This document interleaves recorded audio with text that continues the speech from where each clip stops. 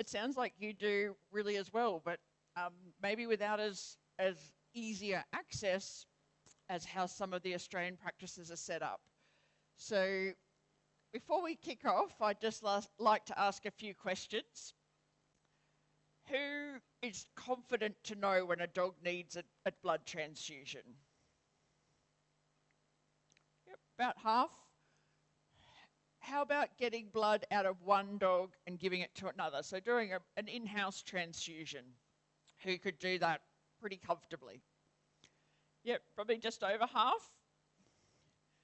Who feels comfortable collecting and storing blood? So running your own mini blood bank. A couple of the guys here, so just a spattering. And who's ever given dog blood to cats? Couple of xenotransfusion people. So look, by the end of today, the blood transfusion talks, I really hope that all of you will be confident to at least, know and probably do these. This is very achievable. And it's something that, by the sounds of it, running small in-house blood banks, even if you've got a few of you together so that you're less likely to expire product, and ran a kind of mini blood bank where you shared when needed, and that would be very sustainable and very achievable. So the overview for this session, we're going to go through a little bit of basic kind of transfusion triggers, how to collect and store blood. I've got some videos of really simply showing you how we do it. And we don't have anything flash. I've got a few of the nicer things that make it a little bit easier, but all of this you can do with very basic equipment. Want to recognise and manage reactions, that we've got to give the blood safely. Recognise and manage any reactions. Going to go through some cross-matching and typing, so best practice of blood transfusions. And then we'll finish up with some xenotransfusions and how dog blood can be life-saving in certain situations in cats. So why do cats and dogs need transfusions? It's really, the obvious is they're anemic. There are disorders of coagulation, so low platelets. In our snake bites, our venom-induced consumptive coagulopathy, if they're actively bleeding, that initial period, they can need blood products. Rodenticide coagulopathies, underlying dogs going into DIC. Then you've got deficiencies in some of your plasma components, von Willebrands, other factor deficiencies, all can need blood products. We transfuse a hell of a lot in our clinic. So the decision of when to transfuse can really depend on their ability to tolerate anemia. So we don't go just off a number, we go off how that dog's clinically handling that anemia, or cat. Often when it's chronic, we can have cats come in, and even dogs with PCVs of 10 or less than 10, and they're still walking around and quite bright. They've had time for their cardiovascular system to make adaptations, and they're better able to unload oxygen at the tissue level. Versus in acute anemia, they don't have time to make all these compensatory. And so sometimes even an acute small drop in a PCV can have that patient quite unstable. Initially, severe blood loss can be masked by any splenic contraction and fluid shifting. So again, we don't go off the number of that pack cell volume. When if they're acutely bleeding, that number may stay the same initially and doesn't actually reflect and drop until we've had fluid shifting. So you're going to look at your patient as a whole. An acute blood loss, sometimes if I know they're bleeding or they've got a sudden GI ulcer bleeding, sudden acute blood loss, I may be pouring it in as quick as it's coming out, and I'm not waiting for any changes in numbers. I'm not doing blood tests on them. I'm just looking at those perfusion parameters. They're going to be tachypnic, tachycardic. They can get very dull in their mentation, and sometimes in our IMHAs that we're monitoring every day very closely to kind of hope to immunosuppress them, and we're using blood as a bit of a band-aid to buy us more time. We're really kind of waiting till they clearly show us that they need transfusion triggers. And the nursing team or your tech team would, they say to you they're just a bit duller, they're a bit weaker, and their heart rate and everything else may still be the same, but we'll make a call to transfuse off them looking a bit duller. So you don't definitely need all of these. You get to know that patient and what triggers they're going to show. If you want to go off a number, pretty black and white. Generally, most dogs, once they're getting underneath 15%, they're kind of heading for a transfusion if they aren't already there.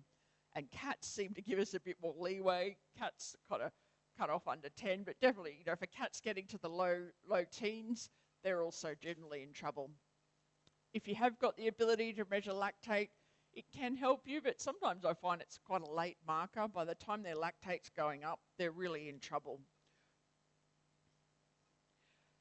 The transfusion triggers, if you want to more consistently give a score so that you can be, consistent across teams and multiple days, you can score their mucous membrane colours, their pulse quality, their heart rate and respiratory rate, and kind of land them in a group. And then when you're comparing them to how they are sitting from day to day, it's a little bit more subjective. I'm going to go through products. I'll go through this a little bit more when we're actually making the blood products. This is more so you've got the content in your notes. Fresh whole blood is pretty much as it sounds. So it's kind of, we call it the warm blood. So it comes straight out of that donor. We haven't put it in the fridge. All of your factors are active. You've got platelets as well, as long as you haven't run it through a leukoreduction filter in your processing. And we will use it within 6 to 8 hours. So if we have some high-risk surgery, so I've mentioned to a few of you that we actually now do mitral valve repairs in dogs, so they go on cardiac bypass and have open heart surgery. The day we're doing that with the Japanese team, we have blood collections in the morning that we have that blood on standby for those patients. So it's more when it's elective, or also if we have thrombocytopenic patients that are actively bleeding and we've got the capacity to have a donor give a fresh blood transfusion, that's the best for that patient. But it's sometimes not practical to be able to do it quickly in a busy day while you've got a waiting room full of patients. So storing your blood products is very useful and makes it very easy to be able to transfuse. You can get that whole blood and you can just put that whole blood in the fridge.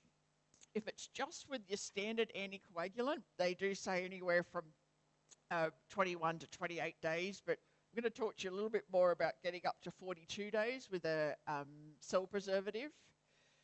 So storing that blood, you can still use that blood to replace what you're losing. So acute hemorrhage, rodenticide. Once you store your liable factors, your factor 5 and factor 8 start to drop. But they've now done studies to show that stored whole blood doesn't lose as much as we thought, so it's still a pretty good option. The platelets actually are still active, but they have a decreased circulation time, which is a new concept for me. Even I used to always think once they went in the fridge, the platelets were gone. You can spin and process and get packed red blood cells, and then you're splitting off, so you're actually getting more utility.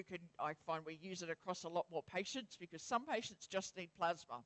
Some patients just need red cells, so not having to give it all together as whole blood is really quite handy. If we ever need that patient, it's indicated to give them both packed red blood cells and plasma. We can defrost the matching plasma and give them both. Then frozen plasma is just frozen plasma that's after 12 months. They've actually done studies now to show the colder that you store your plasma, the longer all your liable factors stay at quite high rates. So if you have a -40 freezer, that's better for the storage, and we'll call it FFP for longer. But it still has it has all your liable, all your rodenticide factors, so your 2, 7, 9, and 10, and you're able to use that for a multitude still of conditions. Canine blood collection, you don't really need that much stuff. Who has these blood bags just in their clinic ready to go? Yeah, handful. You need a set of clippers, some prep. Sometimes we'll give a little bit of sedation. So we'll either use butorphanol, sometimes microdose medetomidine. Do you have trazodone over here, the oral? Yep.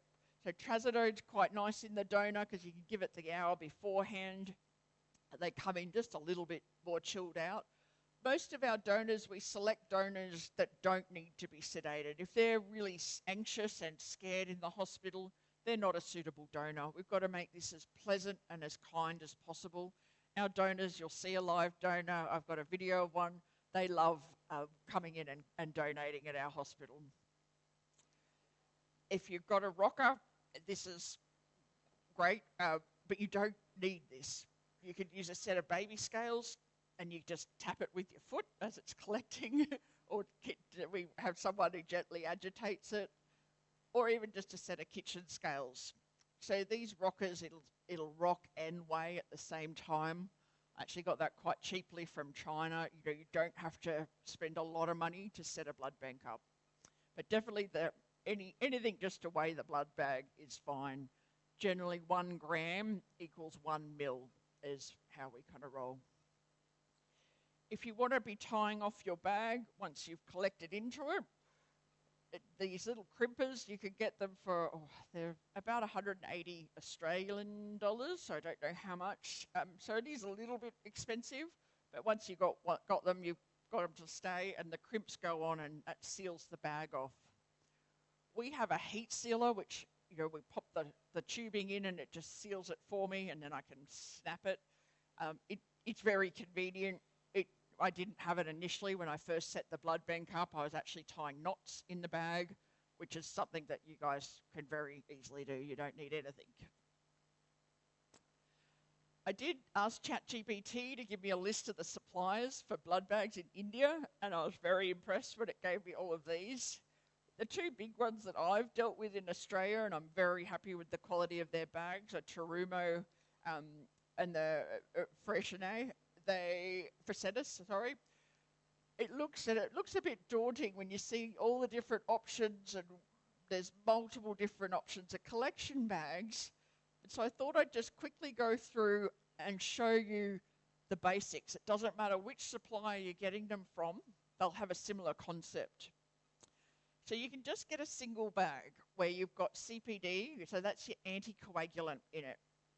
It's good for whole blood collection. You know, there's no other bag to send plasma to or do anything else. It's only going to give you 21 days because you have no cell preservative. So if you wanted to put blood into this bag and put it in your fridge, you're only going to get 21 days. Once then, you've got no option to actually kind of split this out into smaller half units because you've got your little white fluffy dogs needing blood versus a large breed. A large breed dog is probably going to get a whole unit, versus we split it out into half and sometimes even quarter bags when we're dealing with our smaller dogs. So we don't, once you open this, you've only got 24 hours. So it's okay for large dogs. And your anticoagulant is sitting in there, and it'll buy you 21 days. Generally, there's about 63 mils, and this is pretty standard across all the blood bags. You can buy this is the adult-sized blood bag. You can get smaller collection ones. To be honest, I haven't really messed around. Sometimes if I want a smaller collection, I'll just let half of my anticoagulant out. So you're putting 450 mils plus or minus 10% into the bag. So they collect about anywhere from 400 mil collection to about 500 mil collection is what I know I can roughly put in. If you want more options, you can go to this double collection bag where you can actually either, so same as before, you can either do a whole blood unit and you don't do anything with this transfer bag, you just cut it off, or you mix it really well together, and then you let half of it go back into your transfer bag sterilely. So they're all just connected. You just crack the little tab and it goes back. Or if you do get a centrifuge, so we've got an ex-blood bank centrifuge. It's older than, I've been in our hospital for 12 years and it's been going for longer than that. And so if you can get your hands on one of these, you can very simply actually start making your own plasma and doing a lot more. So you centrifuge and then you just let your plasma come off, which I'll show you a video of us doing that. Now is when you're starting to open up your options by going to a triple bag and making sure you've got this cell preservative as an option. So you collect into your main CPDA bag. You can then, you've still got all your options open to you. You can keep it as whole blood by just sending your SMAG in, which is about 100 mils of cell preservative. It's got glucose and mannitol and all these things that keep the red cells happy. So you could send that SMAG in, keep it as one whole unit, or you could let half go back into the transfer bag, and you've got 2 half units before you tie all your knots in it or crimp it off. Or you could spin it, and then you make a unit of pack cells and a unit of plasma. Or what we do is we actually spin it, and then we'll take our plasma off into the transfer bag. I let the SMAG go into the red cells, and then I send half back to the other bag. So I've kind of made myself almost 3 products out of 1 unit. The SMAG is what buys you more time, so 42 days. And then the final next step, which if you want to go to a bag where we actually, before we're going to store blood, we leukoreduce. So we take all the white cells and platelets out. We're getting less storage lesions. So the white cells release all their kind of inflammatory mediators, and it can cause you more transfusion reactions. In human blood banking and Red Cross in Australia, they now leukoreduce, and it's becoming kind of, I guess, gold standard. They're pretty much the same price. They're nearly, I think they're about $4 more per bag. And these bags in Australia, they're about $17 to $20. So about 2,000, oh no, what's that? 1,000 rupees. So the collection runs through the leukoreduction. We collect into this main bag all the way on your left. You let it run through the filter, and then you've got the same options as your prior bag. So I've taken a little bit of time to go through that because I just wanted you to see that when I first started having to figure this out myself and order bags in, and I was trying to figure out what bag did what, it was a bit confusing. But once you get the basics, we actually stock these bags and then just the double one so that I can make fresh whole blood and I don't have a filter in it. The canine blood collection, as I said, sedation optional. Sometimes we have a lot of staff pets who are in our program. Sometimes their first few donations, it's nice just to take the tiniest edge off. But if they're really needing sedation for every donation, they're maybe not the right candidate. We like low-dose butorphanol. It's quite predictable in its sedation, or a very low-dose medetomidine, anywhere from 1 to 1.5 mics per kilo. These just go into, mostly we just give it IV off the needle. There's a little tiny bit of sedation. You can normally take 10 to 15 mils per kilo very safely without them cardiovascularly deteriorating. If you are, I wouldn't recommend taking any more, full stop. So I wouldn't replace with fluids because I wouldn't take more than 15 mils per kilo. Your donor, we want them to be young, so generally 7, 8. Some of our donors, if they stayed very well, they'll stay until they're 8. Greater than 25, ideally I'd like them a bit heavier. If they're a 25 kilo dog, I often don't take a full, I'll let a little bit of my anticoagulant out and not quite take off, I'll take a 3/4 unit. Physically healthy, no chronic disease. From the sound of your tick vector diseases over here, you want to be doing your PCRs on them and tick screening, and I'd be doing that yearly. We do full hematology and biochemistry, so our donors are like our little balls of gold. We really want to look after them well. They're on heartworm preventative, they're vaccinated, they're orally wormed for all worms, and they're a lovely temperament, and we don't use pregnant or lactating because they've sensitized themselves to sometimes other antigens. We've got a video now which I'll show you. This actually is one of our donors. They actually made this video themselves for their own social media, but it does capture quite nicely what happens. We're just on our way to the Animal Emergency Hospital for Paisley to donate some blood. Little hero. We got a phone call this week asking if we could come in, which is sad because it means that they obviously are short of blood, but we're really happy and grateful that we can help. Hey, Pay. Ready?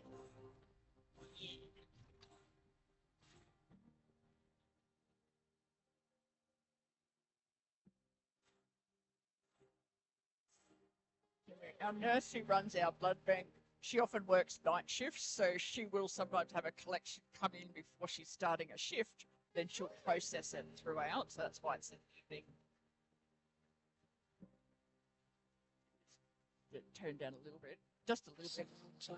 They all get a blood. We'll do a mini blood test on them for every collection, so we're checking their PCV, TP, we'll do electrolytes on them. We're not doing a full hematology. We have a quiet room set up, lots of treats, comfy mattress. Owners stay with us, stay with them the whole time. We don't want these donors locked in cages with other barking dogs or scared.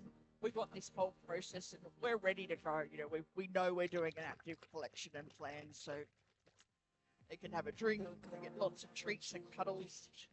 This dog's not sedated. We used Emla on their neck, so in that time when Zoe clipped the neck when we were down, that local anaesthetic numbing cream on, put 15-20 minutes before the big needle was going in. This owner's actually been taught, we do let the first bit of collection go into that little blood sampling bag, just because there can be, no matter how well you clean the skin, there can be some contamination on that skin, and we don't want that to go into the bag and be stored, so we let that go off, that first bit. Once you're in, popping in, the hardest thing really is getting good at hitting jugulars, but it's practice. You know, my nurse is one of the best now because she's just done so many. A really nice tight pressure bandage on them. And we then check that as well. They'll hang around for another 5 minutes. We check their perfusion parameters. So we're looking at their gum colour, their CRT. We'll check them over, and you miss that Zoe would have done a physical exam initially as well. So that whole process with the owner, you know, we could have that take, you know, if we like to take our time and not rush them, but it's about 20 minutes, half an hour. Then to go on to processing. Okay, so this part is where we Get the video down a little bit. Filter it out to take out all the white. So this is where we're actually now gluco-reducing. It So does we're running it through the potentially filter reduce to take out the our risk white blood cells reaction to and our its platelets recipient, before and storing. then we'll process Yeah, I'll this just get the so that video we down. can separate the plasma from the no doubt, pack. thanks. So making some cross-matching strips so that And there's some blood available if you need to do a cross. yeah, even the audio off, maybe. Yeah, great. This is our little heat sealer.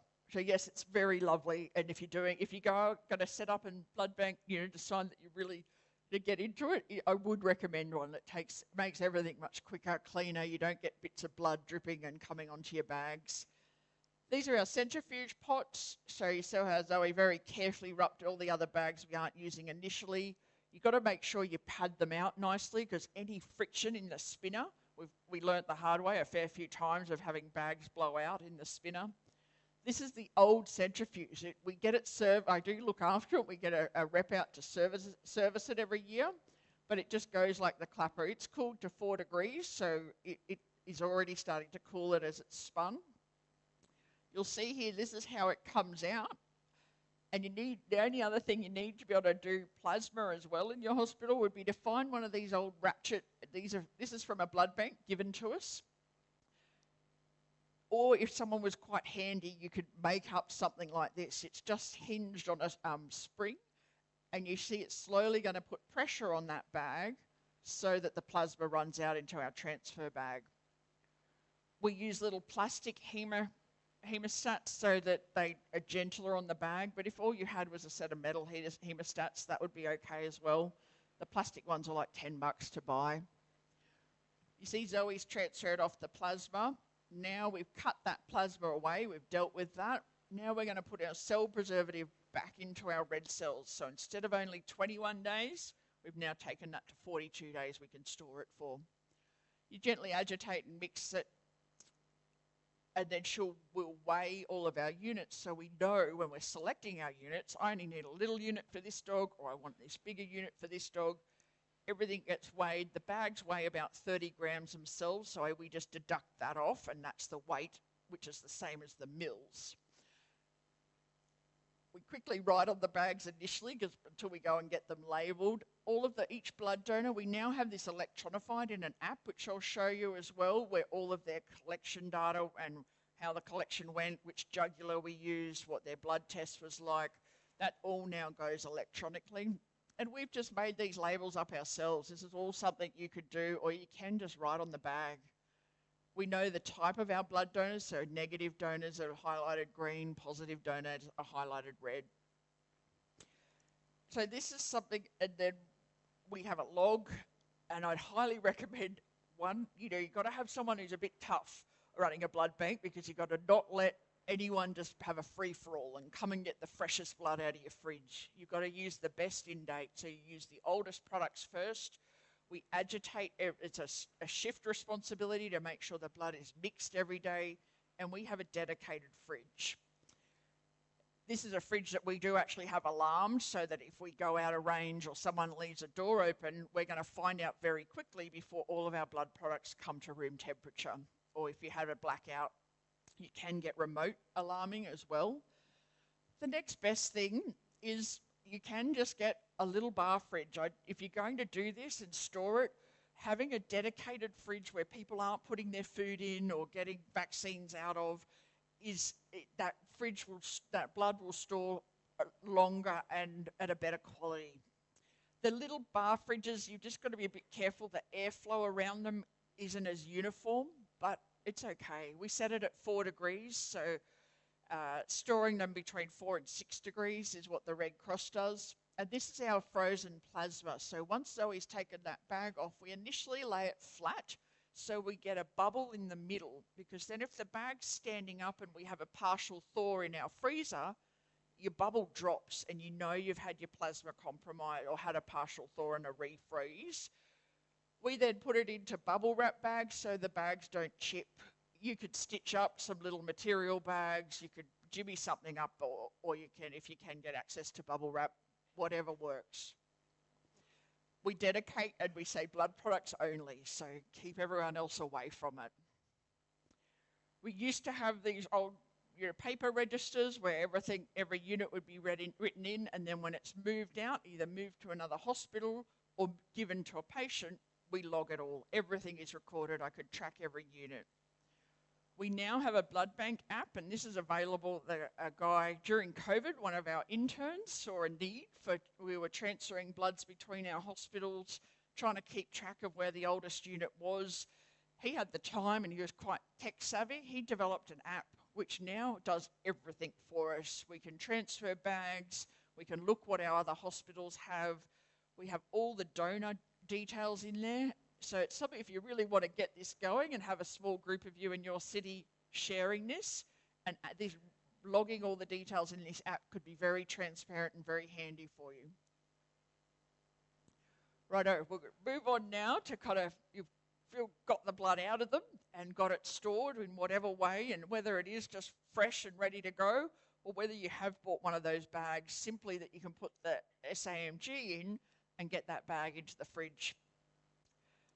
The estimates, and look, these are just estimates. Some of our, and even some of our medicine clinicians get quite caught up on the exact mils they want to calculate to give to their patient.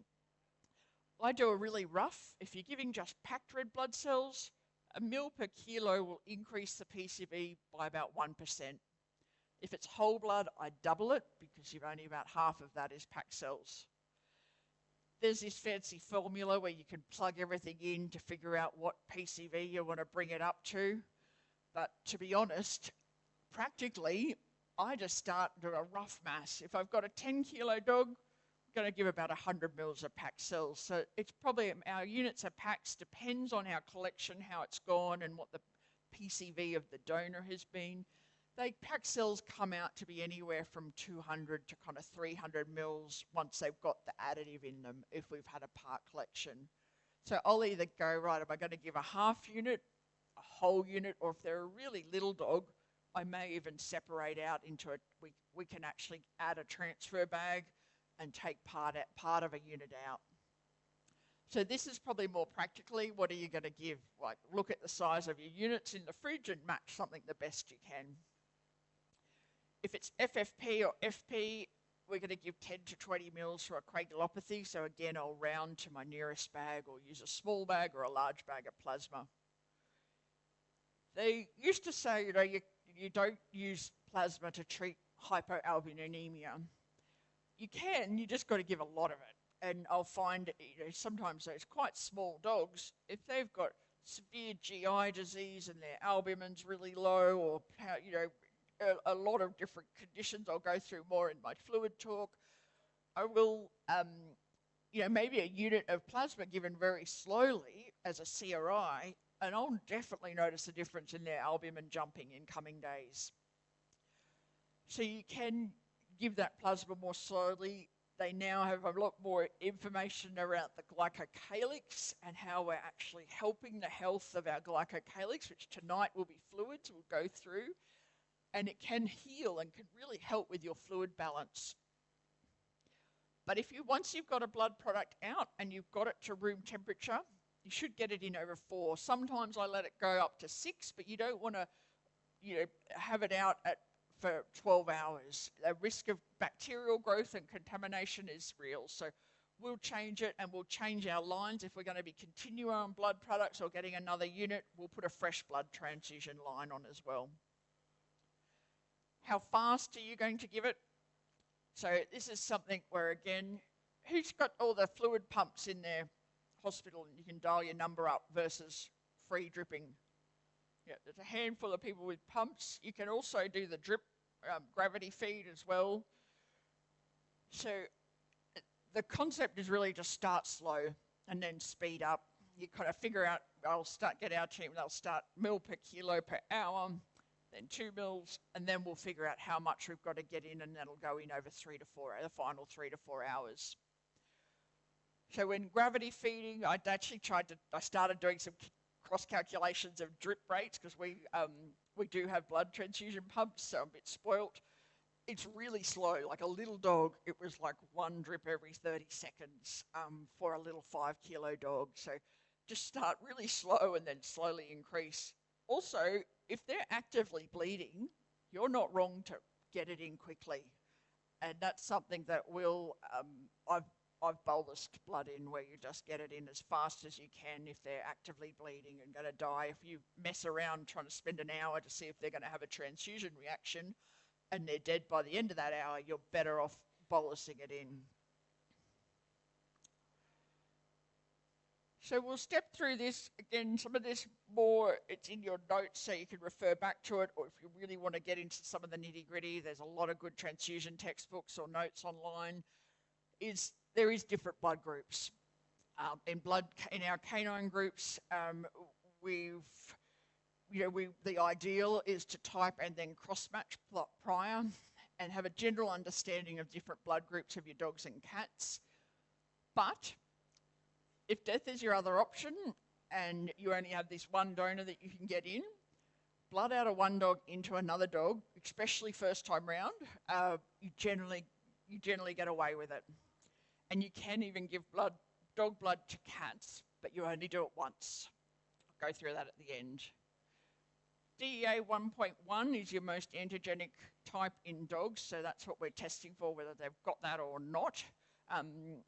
And we'll type all of our donors to know whether they're positive or negative. Dogs don't normally, first transfusion, because they're not normally sensitized to other types, but that they've now evidence to say that's not the case. You can definitely have first time round transfusion reactions, but look, it's something we've just, the ideal would be to blood type and cross match everything, but sometimes it's just not practical. Cats do have naturally occurring antibodies, so if you give a cat a mismatched transfusion, it can be fatal, and you should always blood type, or if you can't blood type a cat, you can actually do an in-house cross match, which I'll show you how to do. And you can buy these point of care. If anyone got the blood typing kits for dogs? Yep, so you can get them, and they're pretty cheap. We buy them in the box of 20 because they're cheaper than singly, and they've got a really long expiry on them. So we'll blood type our donors and our recipients. I don't know why I'm just seeing my battery's a bit low. If someone could plug in my power for my charging.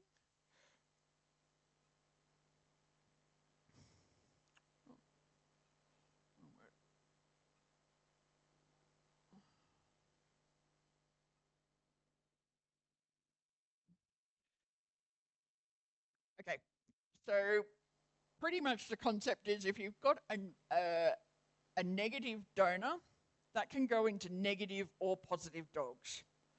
If you've got a positive donor, ideally you should try and only use it in positive dogs, because once you can give it to a negative dog first time round, but then if that dog ever needs another blood transfusion, it's always going to have negative blood. You can't give it positive again because you've sensitized to it. So, yeah, look, we do type and match, but again, like I said, if you just had to do one transfusion, I'll just close that.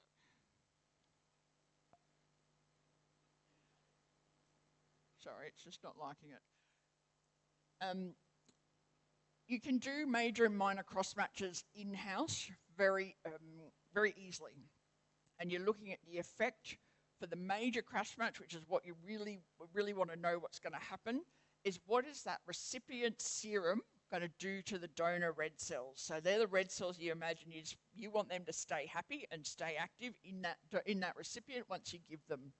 And then the minor is the opposite, the effect of the donor serum on the recipient cells, which isn't as concerning. You can buy this proper kit, which takes about an hour to do all the steps. We use this in immune-mediated hemolytic anemia patients because they're already agglutinating, so you can't do the in-house cross-match. The in-house cross-match, you spin down both your donor and your recipient blood, and then you separate out your plasma and your red cells. You take 1 drop of red cells and 2 drops of plasma onto each slide. So your major is your donor red cells and recipient plasma. Your minor is the opposite.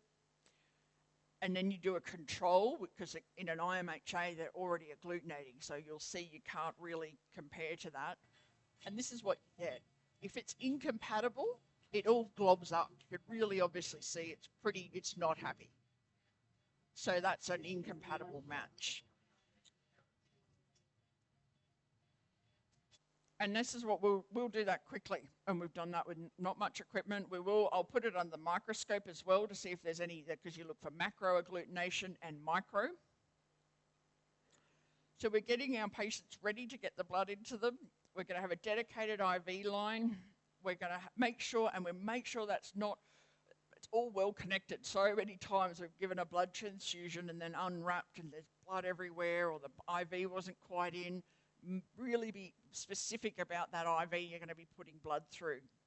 Make sure they're comfortable, you've got the right weight on them, and our nurses check everything before we start, including have a good feel of their lips and their muzzle to make sure, because a mild reaction might just be a bit of urticaria. And if you have it really well, you're like, oh, well, they were a bit swollen before or not. Really thoroughly look at that and know what you're going to do for a transfusion reaction. So we use blood filters for all of our products. You've got your standard blood filter, this one at the top, just a 200 micron, or you can put it through little hemonate filters. Hemonates have been shown, if you're really putting large volumes under pressure through them, they can damage canine red cells, because canine red cells are bigger than cats, but they're pretty good for cat transfusions. If you need to do a dog through a hemonate, just go slowly and only use 1 little filter per 50 mils. We change them out. If you're giving FFP, you're going to warm it in a water bath. Don't overheat it. It will denature your protein, so it's body temperature, so 36 degrees.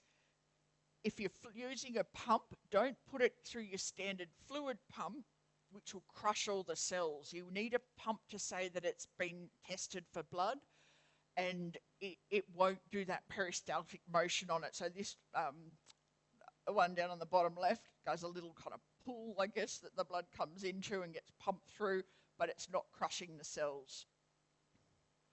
Gravity is still very, very safe. Just careful with your rate. And once you've opened your blood product, even if it's in the fridge, once it's breached, technically you should use it within 24 hours. As I said, we have a dedicated nurse or tech, checklists and forms, as this is a real time for checklists, and we track all of their vitals as they're getting blood. Initially, that first hour, we're watching it first half an hour is every 5 minutes, then we go to every 15 minutes.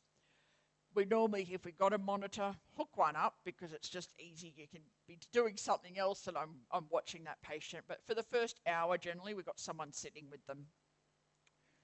Keep good hand hygiene.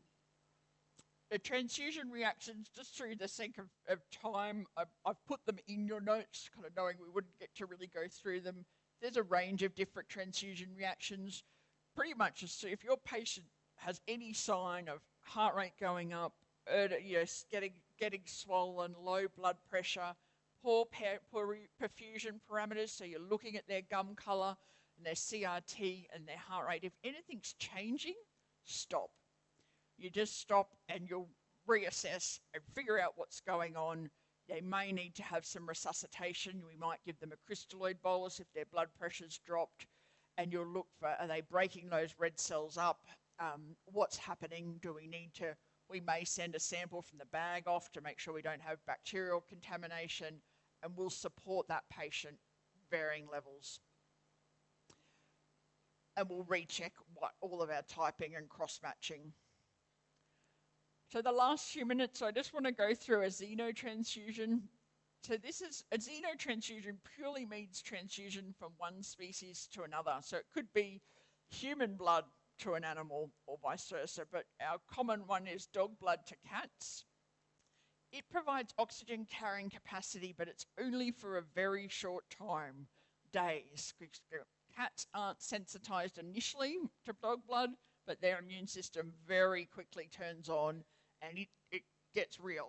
It's very quickly starting, and by the time, generally within a couple of days, about day 4, they're hemolyzing those red cells. So it's a band-aid to get your cat out of trouble, but it can be life-saving. There's a lot of evidence, if you wanted to go read papers on how, on this, there's a good guideline review as well, the literature review in 2012, and there's now a consensus guideline. So the consensus guideline is a good resource just for blood transfusions in general. Again, I put these references in more for your notes. So when do we do it? If there's no feline blood in a timely manner, which quite practically we do blood bank and store feline blood now, and I don't have time today to teach you how to do that. There's a little bit more to it than dogs, but often we don't, we may not have blood in stock. If the cat's expected to acutely deteriorate within hours and you don't have time to get another cat in, a single canine transfusion and we never repeat it, you've really got to tell the owner that this is a bit risky. It's not, but to be honest, I actually haven't had a cat have trouble and I haven't lost a cat because I've given it dog blood. You explain that it's short acting, so it's not curative, and if that patient still needs blood in a few more days, we're going to need to give them cat blood. And I clarify that, otherwise they spend money on this transfusion, and then I'm saying, oh, you need to do another transfusion, and they're a bit confused. We document it. And the successful ones are really if the patient is already regenerative, because they're going to have made their own red cells in those few days. So those little flea anemia kittens, it can be really, you give them, sometimes they only need 5, the little tiny kittens only need 5 mils of dog blood and they're a different cat. If it's non-regenerative and they're a 13 or 15-year-old cat, probably with cancer or something else or chronic kidney failure, they're maybe not as good a candidate. It's going to buy you a Band-Aid, or maybe have that owner have time to say goodbye. Depends on your owner, but I really try and use it for those, reversible causes of anemia, I guess. This is Moneypenny. Moneypenny had a 3 to 4 weeks, so it was really chronic. This cat had a PCV of 4. I couldn't believe it. It was pretty obtunded. It wasn't really, this was it. It was out for the count, no drugs. So it was on the edge. It was a type B, so this is where we couldn't quickly get in a B donor. So we couldn't even do diagnostics on this cat without transfusing it. It subsequently got a diagnosis of IMHA, but we gave it, and often too, if you find this in a textbook or anywhere, they'll kind of recommend similar volumes to if you were giving, if you were, kind of matching, a 10 kilo might get, a 5 kilo cat they can recommend up to 50 mils. To be honest, I find half that because they are just going to hemolyse them. So I'll give a cat about 25 mils of packed red blood cells, or if it's whole blood, max 50 mils. So I kind of give half what those dog recommendations were. Last slide, this is just to show you can store cat blood. So it's a little bit more to it in the how we're adding additives, because the bags don't come pre-made with, they come with an anticoagulant. You've got to add this SMAG in a three-way tap. But just to show, this is my cat, his name's Porky, and we also have my cat Donkey who donates. And yeah, you can do cat blood banking very easily as well. So I guess to finish up, who now feels a bit more comfortable about when your dog needs some blood? Hopefully more. Who feels a bit better about who would confidently get in a donor and could do a transfusion? Yep. And this is the plan, storing it. I really feel that this could save lives in your hospital, of having blood more easily accessible for the teams. And it's not that hard. And now knowing that you can do that in cats can be life-saving. So what I might do is, we've got auto transfusions next, is I wonder whether I go through that one and then we do general blood questions at the end, because the next talk is a little bit shorter. Do we want to do that? Go straight on? Yep. Yeah, Or do you have questions now for this one? I have a question. This side. So, You guys decide. I don't. Xeno, Yep. Sure. Yep.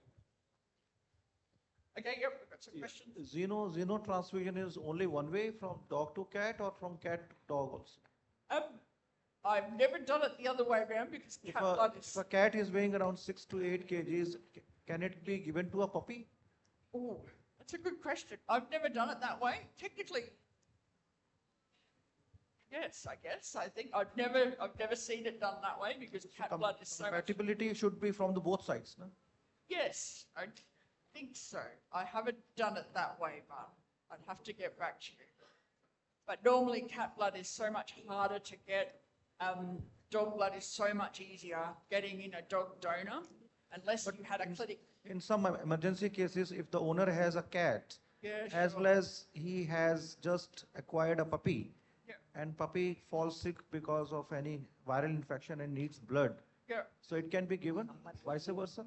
Well, I know cat red blood cells are so much smaller as well. I don't know what would happen then. I've never had that situation. I'll get back to you. I'll find you. I'll find out. Hello, ma'am. Thank you for the nice and informative presentation. I just wanted to ask, like, what is the thawing process you follow for frozen blood?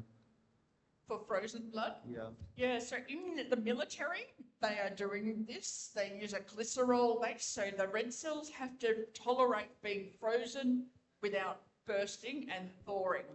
It's technology that I feel in 10 years' time, this will probably be more, we may be able to do it. We've looked at it because blood banking is hard, and expiring products and throwing them in the bin breaks your heart, and you think, is there a better way? At the moment, only the military have, and then they don't have a full survival. Not all the red cells survive. So then you're dealing with a situation, are you having to wash those cells and get rid of the hemolyzed ones? Otherwise, you're giving hemolyzed products back, which the body doesn't like. So I think they are figuring it out.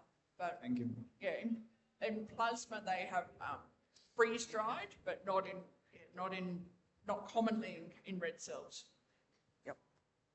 Excuse me, ma'am. Here. So I just wanted to clear out. So when we come to know the patient is in DIC, so should you still consider to go ahead with the transfusion? DIC.